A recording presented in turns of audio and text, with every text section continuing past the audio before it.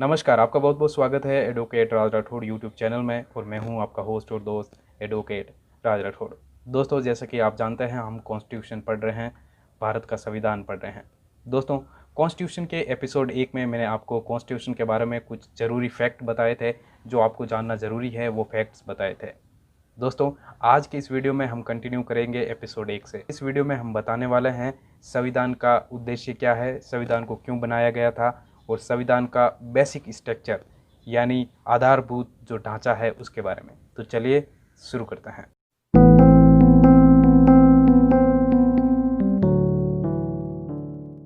तो बात करते हैं कि संविधान का उद्देश्य क्या है, क्यों संविधान की हमें ज़रूरत पड़ी।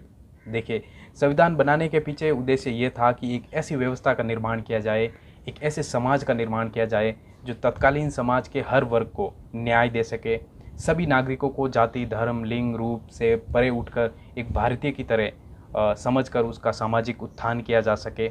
और इसलिए ही भारत के संविधान में भारी भरकम शब्द आप सुनते हैं, देखते हैं, पढ़ते हैं, जैसे sovereign, socialist, secular, democratic, republic, equality, fraternity, liberty इत्यादि शब्द आप देखते हैं। इन शब्दों का बहुत ज़्यादा गूढ़ अर्थ है, बहुत ज़्यादा गूढ़ मतलब है। इन शब्दों को हम बाद में पढ़ेंगे, लेकिन अब आगे की बात करते हैं। तो दोस्तों, बात करते हैं अब संविधान के बेसिक स्ट्रक्चर की।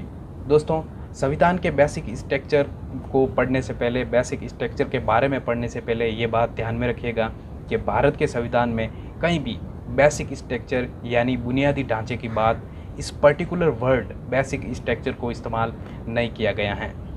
तो दोस्तों, बेसिक स्ट्रक्चर का मतलब होता है बुनियादी ढांचा, या संविधान जो पूरा संविधान है उसका बुनियाद किस चीज़ पे है, वो संविधान का बेसिक स्ट्रक्चर है। तो दोस्तों, आप ये बोल सकते हैं कि संविधान में कहीं बेसिक स्ट्रक्चर को मेंशन नहीं किया गया है, कहीं बेसिक स्ट्रक्चर की बात नहीं की गई है, तो आखिर हमें बेसिक स्ट्रक्चर को पढ़ने की ज़रूरत क्या है?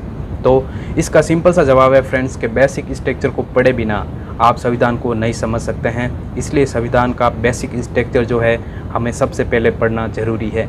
इसे पढ़े बिना आप संविधान को समझ नहीं सकते हैं, संविधान की व्याख्या नहीं कर सकते हैं। तो दोस्तों, संविधान का बेसिक स्ट्रक्चर ओवरऑल कॉन्स्टिट्यूशन का फ्रेमवर्क है। आप ऐसा कह सकते हैं कि ओवरऑल कॉन्स्टिट्यूशन जो है वो एक जिस बुनियाद पर टिका है वो कॉन्स्टिट्यूशन का बेसिक स्ट्रक्चर है। दोस्तों, जैसा कि आप जानते हैं, संविधान जो है वो देश का सर्वोच्च लॉ है, देश का सबसे बड़ा कानून है। इसके ऊपर कोई कानून नहीं है। देश के सारे लीगल और गवर्नमेंट वर्क जो होते हैं वो संविधान के दायरे में रहकर ही किए जाते हैं, संविधान के दायरे में ही हो सकते हैं। संविधान संसद, राज्य विधानमंडल या विधानसभाओं का उनके संबंधित क्षेत्राधिकार के भीतर कानून बनाने का अधिकार प्रदान करता है। और इतना ही नहीं, संविधान के अगर कोई संशोधन की ज़रूरत पड़ती है तो संसद में बिल पेश किया जा सकता है, लेकिन ये शक्ति पूर्ण नहीं है। और अगर देश की सर्वोच्च अदालत यानी सुप्रीम कोर्ट ऑफ इंडिया को लगता है कि संसद द्वारा बनाया गया कानून संविधान के किसी प्रोविज़न को वॉयलेट करता है, संविधान के किसी आर्टिकल को वॉयलेट करता है, या संविधान के किसी भाग को वॉयलेट करता है, या फिर न्याय संगत नहीं है, तो सुप्रीम कोर्ट ऑफ इंडिया इसे पलट सकता है, इसे अमान्य घोषित कर सकता है। ऐसा सुप्रीम कोर्ट ऑफ इंडिया के पास अधिकार है। तो दोस्तों, इस तरह से जो मेन कॉन्स्टिट्यूशन है, इसके आदर्शों और दर्शनों की रक्षा के लिए बेसिक स्ट्रक्चर का जो प्रिंसिपल है इसे ईजाद किया गया। कोई भी तानाशाही सरकार संविधान की शक्तियों के साथ खेलकर संविधान का जो बेसिक स्ट्रक्चर है उसमें परिवर्तन या उसको नष्ट नहीं कर सकती हैं। इसका एक बहुत ही फेमस केस लॉ है जो हर कॉन्स्टिट्यूशन के स्टूडेंट को पढ़ना चाहिए, और बहुत ज़रूरी है हर कॉन्स्टिट्यूशन के स्टूडेंट को इसके बारे में पढ़ना और जानना। दोस्तों, ये केस लॉ है Keshavananda Bharati versus state of Kerala 1973। तो Keshavananda Bharati versus state of Kerala 1973 के मामले में माननीय सुप्रीम कोर्ट ने अपने फैसले में ये बात स्पष्ट कर दी, संसद के पास संविधान के किसी भी भाग को अमेंड करने, संशोधित करने या जोड़ने या फिर उसमें सुधार करने की शक्ति है, लेकिन ये शक्ति, ये पावर एब्सोल्यूट नहीं है। इसकी भी कुछ लिमिटेशन है, इसकी भी कुछ हद है।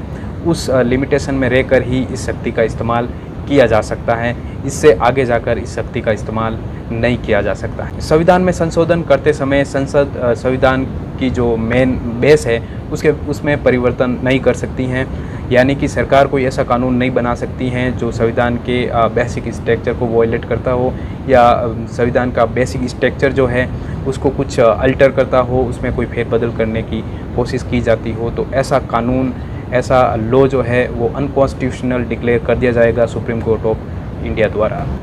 दोस्तों आई होप आप जो है कॉन्स्टिट्यूशन का बेसिक स्ट्रक्चर जो है समझ गए होंगे, आपको समझ में आ गया होगा कि आखिर कॉन्स्टिट्यूशन का बेसिक स्ट्रक्चर क्या है और क्यों हमें कॉन्स्टिट्यूशन के बेसिक स्ट्रक्चर को ज़्यादा अच्छी तरीके से समझने की पढ़ने की ज़रूरत है। बेसिक स्ट्रक्चर को जो है अगर एक लाइन में एक शब्द में अगर परिभाषित हम करें तो आप ऐसा कह सकते हैं, संविधान का बेसिक, जिस चीज़ पे संविधान टिका है, संविधान की नींव जिस चीज़ पे टिकी है वो संविधान का बेसिक स्ट्रक्चर है।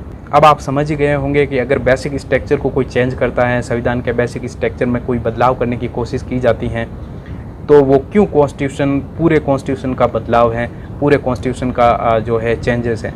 सो फ्रेंड्स, आई होप आपको ये वीडियो पसंद आया होगा और अगर ऐसे ही वीडियो देखते रहना चाहते हैं तो आप हमारे चैनल को सब्सक्राइब कर सकते हैं और वीडियो अच्छा लगा है तो वीडियो को लाइक कर सकते हैं। अपने किसी लॉ स्टूडेंट के साथ या किसी ऐसे व्यक्ति के साथ जो कॉन्स्टिट्यूशन पढ़ने में इंटरेस्ट रखता हो उसके साथ शेयर भी कर सकते हैं। Thank you so much for watching.